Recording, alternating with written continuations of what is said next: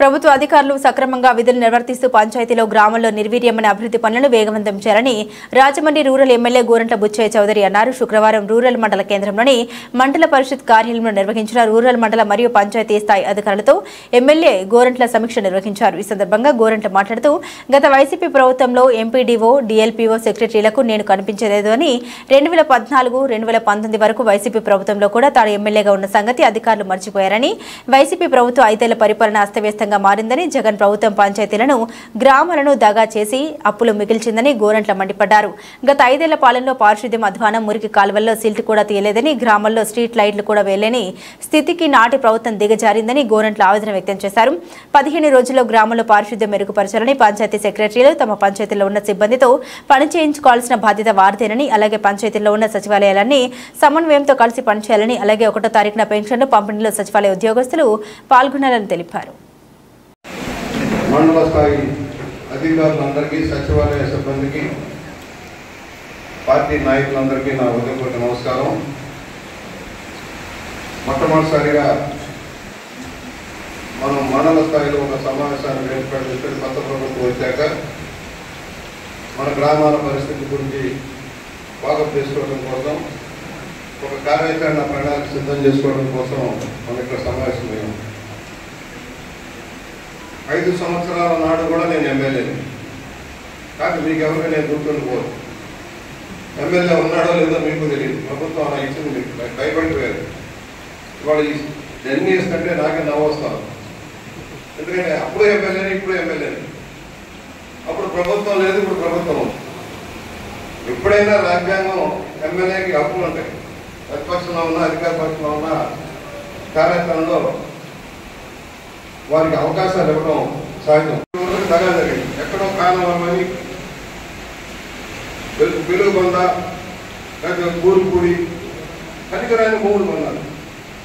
పట్టాలు ఇచ్చామన్నారు, అటు ఇటు కాకుండా పోతున్నారు. టిట్కో ఇళ్లలో మన దగ్గర ఉన్నాయి సార్. కొన్నిట్లో కానీ ఫ్యాట్ సిటీ, డి బ్లాక్లో, సి బ్లాక్లో ఇల్లు ఉంది, బొమ్మూరులో ఉన్నాయి. మన కూడా మనకు ఉంది. దానికి ఒక క్లారిటీ రావాల్సిన అవసరం ఉంది. ఎందుకంటే ఇళ్లలోకి రాకుండానే వడ్డీ రేటు డబ్బు కట్టమంటున్నారు బ్యాంకులో. ప్రభుత్వం ఏమో అప్పు చేసి వెళ్ళిపోయింది. వాళ్ళ మీద లబ్ధిదారుల మీద అప్పు చేసి ప్రభుత్వం డబ్బు పట్టుకుపోయింది గత ప్రభుత్వం. ఫలితంగా బాకీలేమో వినియోగదారు మీద పడిపోతుంది. ఇవన్నీ సమస్యలు మీకు ఎందుకు చెబుతున్నానంటే, రాబోయే రోజు we are going to face it.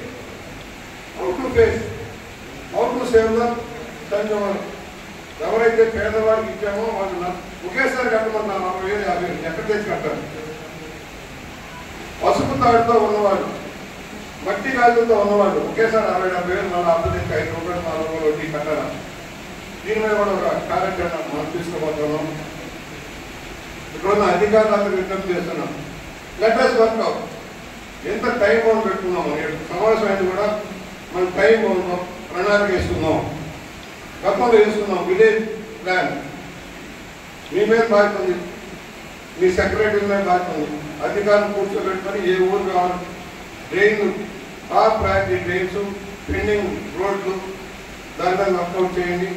Pending ఏమేమి ఉన్నాయో ఆ పెండింగ్ కూడా సార్ట్అవుట్ చేయండి. సిబ్బందిని 100% పనికి ఉపయోగించండి. మొత్తం చేసుకొని ఇళ్లలో కూర్చోబెడితే మాత్రం సెక్రటరీతో బాధ్యత. మీరు పొద్దున్నే వెళ్ళండి, ఫీల్డ్లో ఉండండి. పొద్దున మస్తరు వేసే దగ్గర నుంచి ఫస్ట్ అవర్స్ అన్ని కూడా సెక్రటరీతో బాధ్యత. మీ సచివాలయ సిబ్బంది బాధ్యత.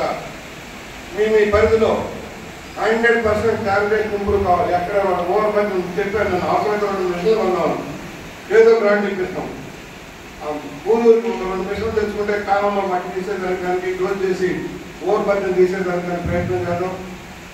ఆ 2 కాలంలో డ్రైన్ టు డ్రైన్ క్లీన్గా ఉండాలి. రోడ్లేదు, డ్రైన్ టు డ్రైన్ క్లీన్ చేసేదానికి మనం ప్రయత్నం చేద్దాం. 2 కాదు 3 మిషన్లు లేదు వర్కౌట్ చేసుకొని చూసుకొని మన మండలానికి అంతా కూడా మనమే వాడుకునేలాగా ఓవర్ బడ్జెట్ క్లీన్ చేస్తే రోడ్లు విశాలంగా ఉంటాయి, డ్రైన్లు మట్టి పడతాను పక్కన ఉంటాయి. దీని మీద ఏ నాయకుడు, ఏ పార్టీ మనకు అనవసరం. ప్రజలకు న్యాయం జరగాలి. దాంట్లో మీ పాత్ర ప్రముఖంగా ఉండాల్సిన అవసరం ఉంది. ఎక్కడా కూడా కంప్లైంట్ రాకుండా చూసే బాధ్యత మీది. మా దగ్గర రాకల్లా మీ సచివాలయానికి వచ్చినప్పుడు మీ పంచాయతీకి వచ్చినప్పుడు రెస్పాండ్ అవ్వండి, సానుభూతిగా చెప్పండి, సమన్వయంగా చెప్పండి. ఐదు నా స్థాయిలో 5 కాదంటే కాదని చెప్పండి. నాకు అలవాటు అవన్నీ ఎందుకు చెప్పాలి? ఒక కాగితం పంపించేస్తే 5 నేను అనుకోను.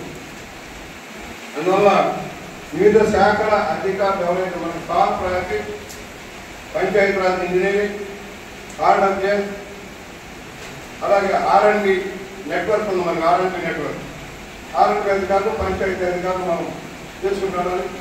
సరే, మహిళా గ్రూపులకు సంబంధించిన ఎన్ని వచ్చాక వేరే మాట్లాడుతున్నాం మనం. దాని మీద కూడా వర్కౌట్ చేసి ఆర్పీలు కానీ వాళ్ళు కానీ సమయంగా పనిచేసి వాళ్ళని self finance self help group అనేది కూడా పటిష్టం చేసే దాంట్లో మనం కార్యక్రమం తీసుకోవాల్సిన అవసరం ఉంది. వాళ్ళకి సకాలంలో లోన్లు కానీ సబ్సిడీ కానీ అందేలాగా మనం చేద్దాం. మహిళా గ్రూపులకి అలాగే డ్వాక్రా మహిళలు కానీ అంగన్వాడీ వర్కర్లు కానీ ఆశా వర్కర్లు కూడా సక్రమంగా ఉపయోగించుకున్నాం. వాళ్ళకు కూడా దేశపక్ష పక్షంలో తప్పని నిర్ణయం వస్తుంది. వాళ్ళు ఎప్పుడు సకాలంలో వాళ్ళ ఆందోళన వెళ్ళకుండా గతంలో ఆందోళన ఉంది. ప్రభుత్వం ఏదైతే మాట ఇచ్చిందో చంద్రబాబు గారి నాయకత్వాన్ని అమలైతే అందువల్ల వాటి గురించి కూడా కంగారు అక్కర్లేదు. విత్ టైం బౌండ్ ఒక్కొక్కరు కూడా క్రియేట్ చేసుకున్నాం. దానిలో చేద్దాం. అలాగే త్వరలోనే ఎన్నిమిరేట్ కాబోతున్నాం. ఎవరైతే చదువుకుని ఖాళీగా ఉన్న వాళ్ళ గురించి సర్వే జరగబోతుంది. ఉపాధి లేకుండా ఉన్న సర్వే చేస్తే కరెక్ట్గా తీసుకుంటే మన స్కిల్ డెవలప్మెంట్ డెవలప్ చేసి వాళ్ళకి ఉద్యోగాలు ఇచ్చే బాధ్యత ప్రభుత్వం తీసుకుంటుంది. ఎంతమంది ఉన్నారనేది క్లారిటీ కావాలి. నిరుద్యోగ ప్రతి ఇవ్వాలన్నా క్లారిటీ కావాలి. అది మీ సచివాలయ సిబ్బంది చేసే పని మీద ఉంటుంది.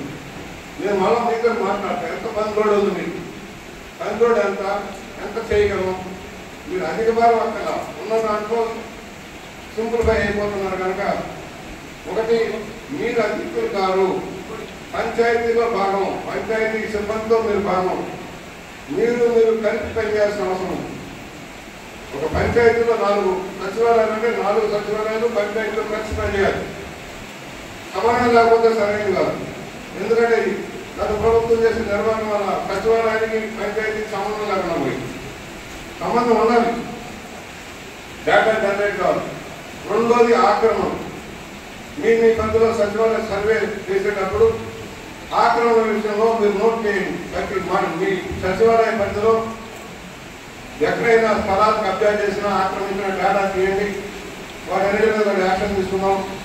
మనకి ప్రభుత్వ కార్యక్రమాలకు భూములు కావాలి, అనేక సంక్షేమ కార్యక్రమాలకు భూములు కావాలి. ఒక సచివాలయం కట్టాలన్నా, ఒక కమ్యూనిటీ కట్టాలన్నా భూములు కావాలి. అవి ఎవరికి దారాదత్తం చేసే విధానం కావాలి. రేపు త్వరలోనే రెవెన్యూ మీద విచారణ చేస్తాం. గతంలో జరిగిన